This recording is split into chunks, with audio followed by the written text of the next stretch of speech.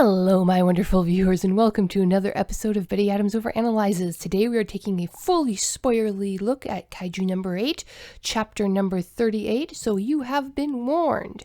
Shoot, and this is going to be just full of spoilers. As usual, this was a very action-packed, intense chapter. And first I want to go over the new announcement that Shonen Jump has just made.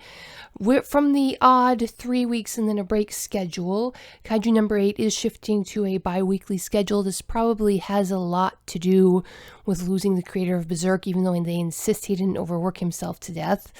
So I imagine there's going to be schedule changes in a lot of different manga as Shonen makes an effort to extend their investments and make sure that their best creators don't just die on them. So anyway, the long and short of it is that Kaiju number 8 in Shonen Jump magazine will be moving to a bi-weekly release schedule. So I don't know if we're getting a chapter next week. It says that the next chapter will be releasing on July 8th, but that is what's in the print file. But the actual website says that we're getting a new chapter on this Thursday, which is probably just going to be an art chapter. But we'll see. Usually that's announced too as a Kaiju showcase within the print form of the manga itself. But with the schedule changing like this suddenly, who knows? Anyway, this was an excellent chapter. Okay, if you haven't read the chapter yet, here's your chance. Click away, go read the chapter, come back. While you're doing that, you can go check out my audiobook, Humans Are Weird. I have the data available on Audible, Amazon Audiobooks, and iTunes, or the print or electronic copies available on Amazon, Kobo Books, Barnes & Noble, and Google Play Book. Now that that's out of the way, you've read the chapter and you're back, let's get started. So this chapter leaves off exactly where I wanted it to, or rather this chapter starts exactly where I wanted it to. Like I said last week, I was really hoping that we didn't get a time skip and jump over to where Reno and the boys were training, and we don't. It opens up at exactly the same time. Kafka's pronouncing, "I'm not Kaiju number 8, I'm Kafka Hibano," and he just drops. As soon as he goes unconscious, the Kaiju body dissipates. Now, there's so much to talk about this. Kafka looks weirdly peaceful and okay. We learn later in the chapter he was 100% ready to die. But we'll find out more about that later. The panel I really want to focus on this first page is just an up-close of Commander Shinomaya's face when he's looking at Kafka collapsed on the ground. And you can just see the thinking going on in his eyes. His eyes are completely focused on Kafka, but he's speaking, and it was pretty clear at first that he was speaking to someone else. He says, "Put your weapon away." And of course, I think most people's first thought was like Kikoru had jumped in to intervene. And we're like, what? We thought she was still up in the observation room. Did the window break or something? But no, it wasn't Kikoru. It was, we learn, the captain of the 1st Division.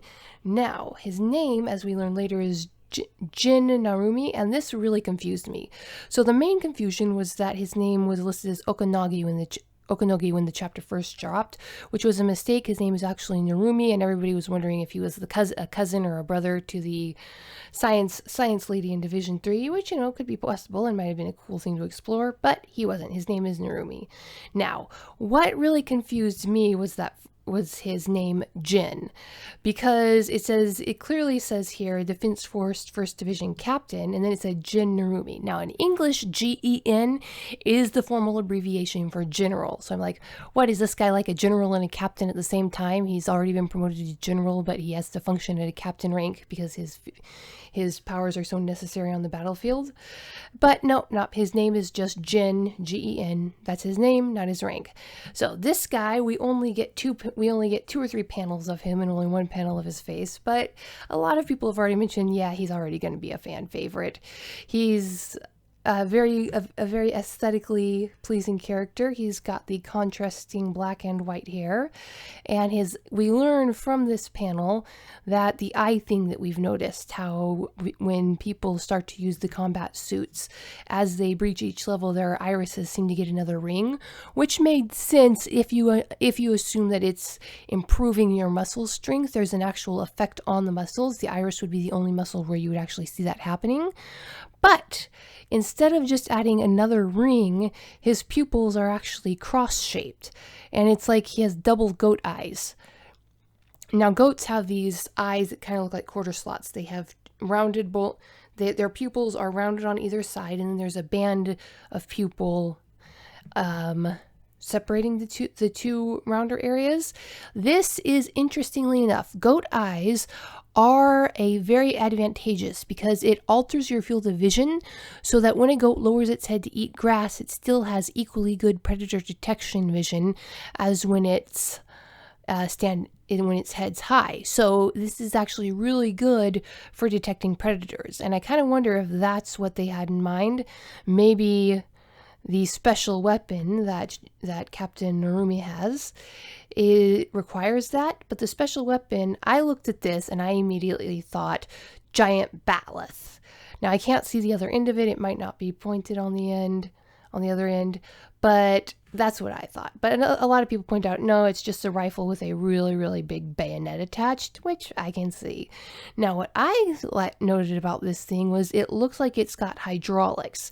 It looks like it might be a railgun of some sort, because the back end, which would be the non-sharp side of a common knife, it's got what looks to be like a rifle on it, but on the top of the rifle, there are two distinct segments, and it looks like one of them moves.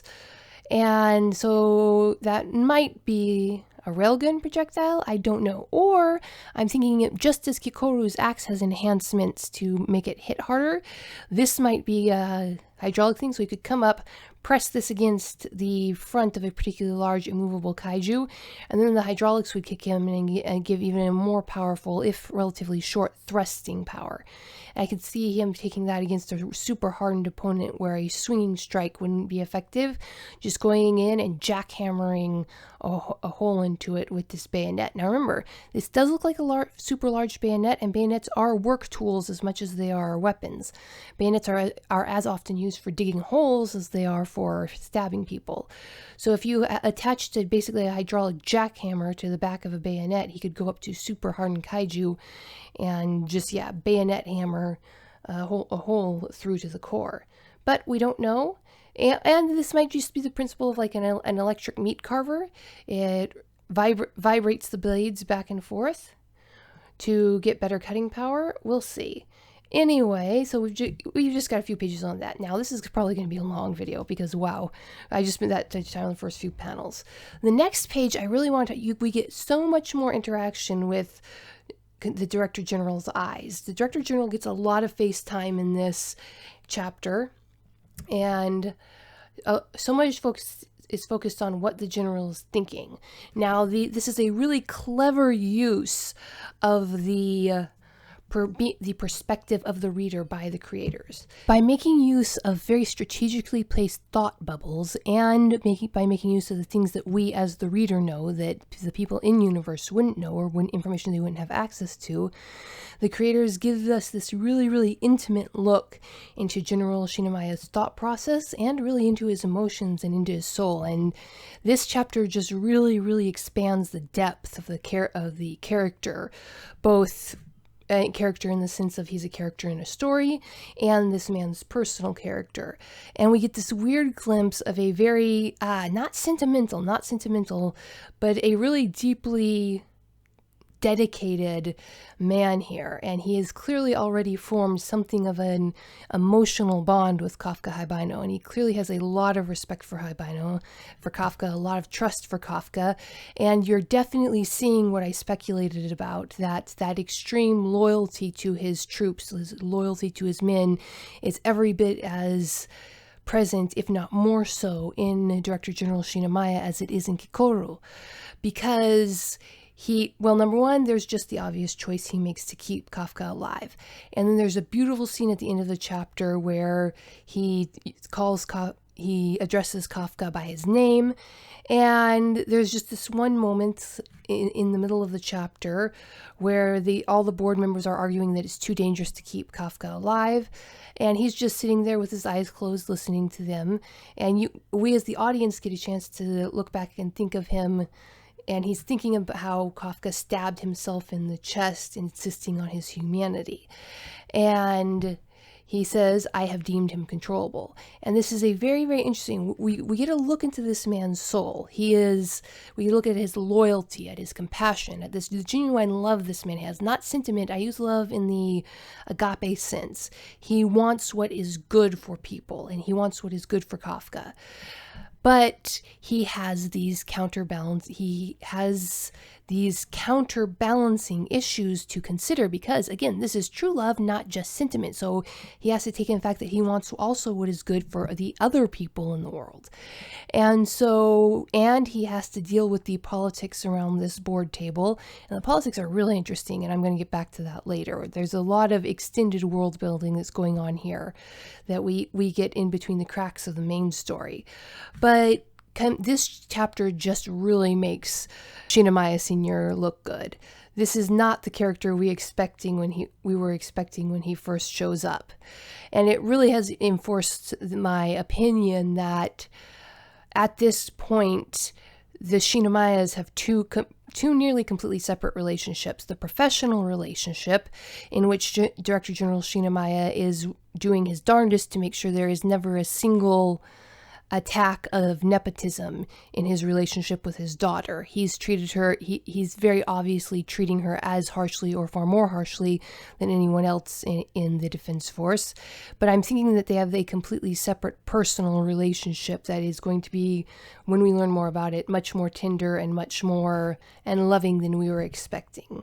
That may or may not happen. We'll find out later. So, Director Shinomiya, he is trying to protect Kafka to the best of his ability, but he definitely has to put up this front. He can't show Kafka any favoritism. He can't show Kafka he can't express any sentiments about Kafka other than that it is the best thing for the protection of Japan, for the Defense Force, to keep Kafka whole. And so he has to go before the board and defend his decision, and of course everyone's against it.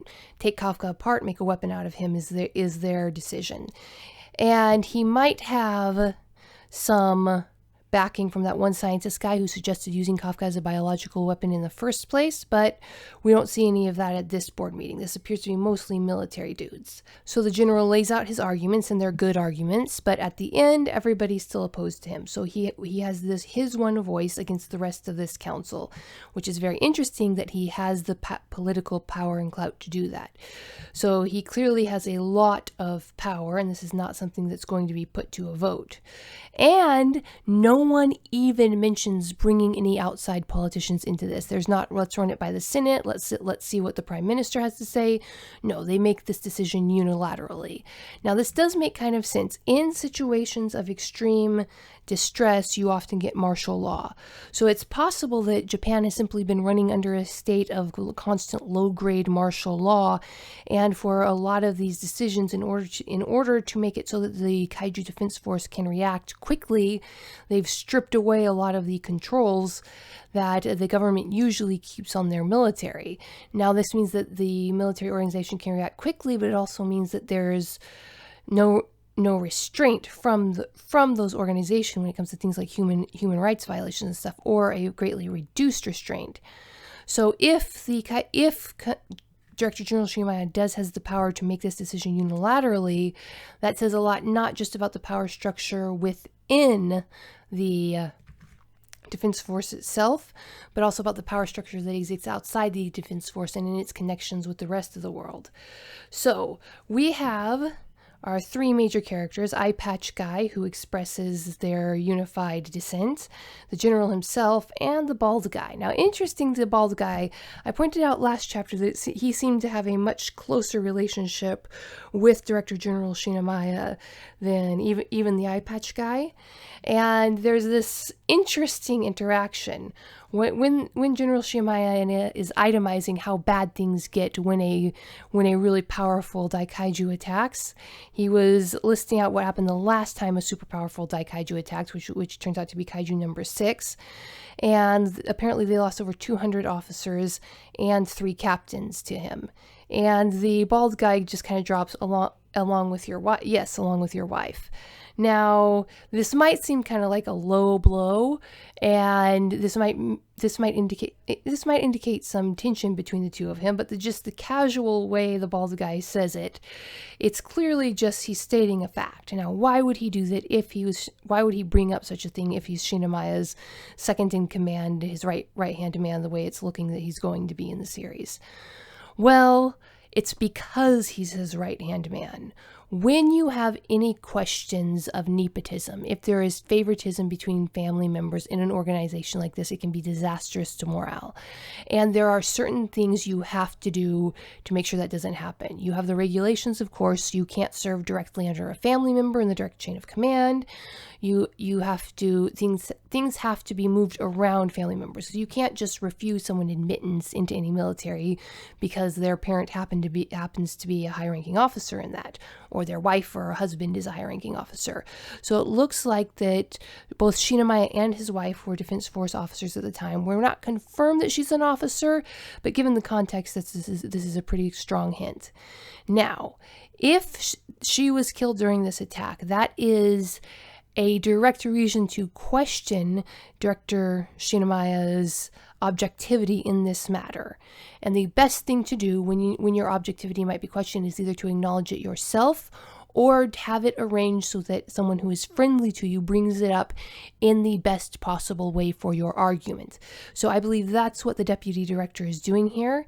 He's bringing it up so that he's bringing up the issue and stealing its fangs, so nobody else on this board, all of whom clearly have issues with his actions, can use it against Director Shinomaya and use it as a way to question his judgment in this matter. And so I thought that was just a really cool little interaction there. Now, then we move away from, now so much stuff goes on in this boardroom. You definitely have to read it yourself in the chapter. Now, we're going to go back, but we're going to move away from it now because I don't want this video getting too long. We move back to where Kafka is in the hospital room. Now, interestingly enough, there are some major hints dropped in this chapter that this isn't the first time they've tried to keep a kaiju alive for experimentation. Director General Shinomaya was confident that the medical team would be able to do something useful if Kafka's core had been damaged. And Kafka definitely has a core where his heart should be. That it is, the x-ray confirmed it, and then it's super double confirmed by the end of this chapter. So this is not the first time they've had to save a kaiju's life, or at least temporarily, which is interesting. And also, one of the biggest plot or world-building elements is someone confirms that the situation with Kafka using a kaiju as a bioweapon like this without destroying it and breaking it down for weapons parts, this is unprecedented. So as much as it makes sense in context and it doesn't seem to be doing much, remember, everything does three things. Not only does that kind of does establish that, at least to the knowledge of the men around this table, the highest ranking Defense Force officers, at least their nation has not tried to do anything like this before. So that baby the little kaiju, the little guy that climbed into Kafka's mouth, did not come from the Japanese Defense Force. So that is one option I think we can safely rule out at this point. So we jump back to where Kafka's in a healing tank, very Luke Skywalker in a back-to-tank looking thing, but he's not just floating there in the fluids. They've got some of those robotic arm manipulators that doctors use for medical work, and we can see certain things. Number one, my suspicion is right. Kafka's dad bod is completely gone. The man is ripped, easily on par with the military guy now. Now, one thing that's interesting, they don't show his legs, not here and not when he's in the bed later. So we still don't know entirely what happened to his legs during that process. And just the fact that we don't see his legs, I think, is very telling, because remember, his legs were not fully transformed. They were just transformed enough to allow him speed, but not transformed enough to get rid of his pants and boots when Director Shinomaya hit him with a blow that it evaporated basically everything below the knees. Then we see his legs are missing again when the kaiju chomps him into the floaty space in the previous chapter. So we still don't know what happened to his legs here. Were they regenerated? Were they regenerated as kaiju body parts? I don't think that his legs were regenerated as kaiju body parts, because I think that's something that would have been mentioned in later scenes, but it's still an interesting question. But the main thing we notice is now Kafka has this massive scar on his human form, which means that since that we've never seen the damage carry over from the kaiju body to the human body, what this means is that either the thing that we saw him floating in that floaty space was a real space, and he damaged himself in his human body in there, or his fingers were still in his chest when he detransformed, and pulling his fingers out of his chest is what caused these scars. Either way, he wakes up in a hospital bed, extremely surprised to be alive, and there we have Director Shinomaya who's been sitting there watching him. This is where we get one of these beautiful interpersonal moments that the author is so good at writing. So what we have is the general sitting there, and the general's first thought is to reassure Kafka, because for very obvious reasons, Kafka has every right to be terrified of him. So the general has this little speech all prepared. He says, "Hi, you're awake," and Kafka reacts to him. And the general goes into his speech, "You needn't be on edge, I'm not going to harm you." But Kafka, being Kafka, barely pays attention to this. He's off in his own world of priorities, and he goes, "Thank goodness," and he drops his head down onto his hands. And the general is not used to being interrupted like this by privates, but he seems shocked, but Kafka keeps talking. "If anything happened to you, Director General, I can never look Kikoru in the eyes again." And we just get another one of those little moments where the director's face goes blank, but you can hear the gears spinning in back of his head. So it's been made clear to the general that Kafka's first thought was not for his own safety, but for the Director General's safety. And that his thought wasn't just for the Director General's safety, but for Kikoru's happiness. And that's got to be quite a bit for the general to process. And you can just hear the gears spinning in his head as he's staring down Kafka. But the story moves on. Kafka asks, does this mean they consider him to be a human? And the general, he's got, this is a very pragmatic man, for all that it's been shown that he's a very loving, compassionate man as well. And he just points out to Kafka that he has a kaiju core, that there is no heart in his chest, and he cannot be biologically defined as a human right now. But that's what the general says out loud. But in the next panel, the next time we get an up close of the general's face, he calls Kafka by his name. He calls him Kafka Haibino. Now, when you add, as the reader, when you add that together, this tells you a lot about what's going on, and it contradicts a little bit of what happened earlier in the story. So what happened is this. The general was calling him Kaiju number 8 during the test, before that the general managed to actually summon the actual Kaiju number 8 to fight him. And so by calling him by his name, the general is telling Kafka that, yes, I am treating you as a human being. Now, the fact that the general has locked eyes with Kafka, is sending him this sort of coded signal, is very telling, because it means that what the general can say and do in front of the other officers might not be what he wants to say and do if he did have true power, ultimate power in this situation. So clearly the general is being acted on by both internal and external forces. He clearly wants to trust Kafka, wants to give him a chance. This is a man who is loyal to his troops, and Kafka is one of his. But there's the simple fact of the matter, the undeniable evidence that Kafka has a kaiju core right now. He is not 100% human at the current moment, and they have to deal with the scientific reality of that, no matter how much General Shinomaya wants to treat him as one of his loyal soldiers. And in addition to General Shinomaya having to deal with the conflicting evidences, one, the evidence of Kafka's behavior versus the evidence of Kafka's biology, the that group of other officers, the politicians, whatever powers that be, are placing an added restraint on the general. He cannot openly say that he wishes to treat Kafka as a human being and that he wants Kafka to know that. He has to couch it in terms that that only Kafka will understand, because they did that fight together earlier. So this is a bond of very interesting secrecy that has just been established between General Shinomaya and Kafka.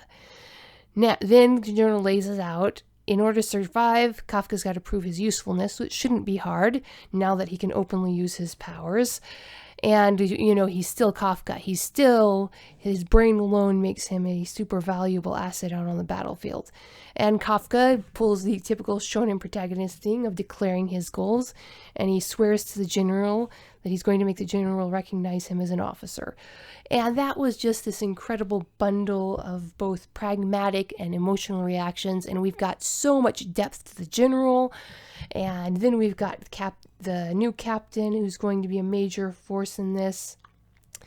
And then the chapter is not over. There's a cliffhanger. Now, this cliffhanger, I'm not going to go into it. In of itself, it's not much other than what we were expecting. It answers a few kind of side questions, but we get to see Kaiju number 9 again. Now, I'm going to have to do a whole video on this, because this scene got me thinking. In this scene, you cannot see Kaiju number 9's primitive eyes, and I found that very, very interesting. So anyway, that was my full spoiler review for Kaiju number 8, chapter 38, where we look at the soul of a man who was probably optimized to be a husband and a father, just, a loving member of his community, but who was forced into this incredibly brutal profession by the situations of his day. And so you have a man who is all about loyalty and caring for his troops. As you simply have an advanced version of Hoshina trapped in a situation where he's having to treat one of his soldiers as if that soldier were not human. And this just adds so much depth to this character, and I love how creators have taken the temptation to make a flat, one-dimensional antagonist warrior character and given him so much depth. So that's really all I have to say for today, folks. Go check out Humans Are Weird. I have the date of Book of Human Absurdity, and I can't wait for 2 weeks for the next chapter. Peace out, my wonderful viewers. The book from author Betty Adams, Humans Are Weird, I Have the Data, is a humorous look at human behavior through the eyes of aliens. This book is arranged in separate reports or essays, documenting the experiences with humanity through the lens of the aliens who have to interact with them. This anthology of short stories and vignettes from alien points of view highlights some of humanity's quirks we can all relate to. Author Betty Adams captures how strange and interesting humans can really be. This is a fun collection of stories you will really get a kick out of. Humans Are Weird, I Have the Data, from author Betty Adams. Order your copy right now on Amazon.